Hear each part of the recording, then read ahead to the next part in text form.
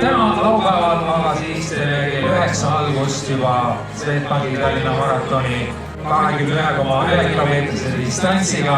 A little bit nervous, but it's not my first one, so okay. But it's a beautiful city and the conditions are great. No pull väriseb nagu ikka iga kord, tunne on, et ei ole piisavalt trenni teinud. It was spontaneous. Yeah, but it's our first half marathon in life. Ääretult ärev, aus vastus. Very nervous. Yeah, we're quite nervous but also excited.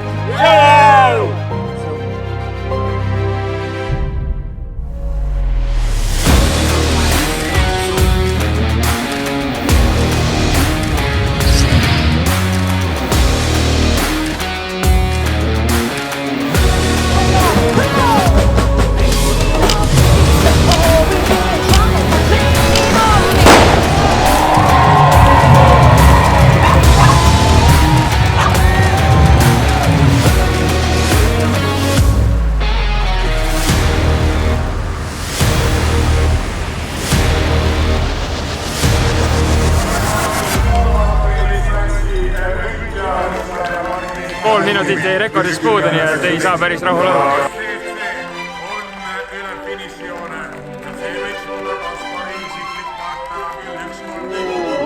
Ei, väga tore tunne, et ma tulin jooksma oma jooksu ja see oli meeldiv üllatus, et ma esimese Eesti naisena finišisse ka jõudsin.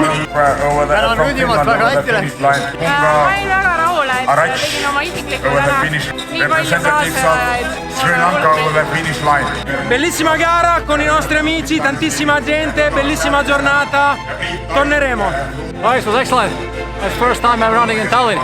So, you know, first time is always a nice one. Väga meeldis.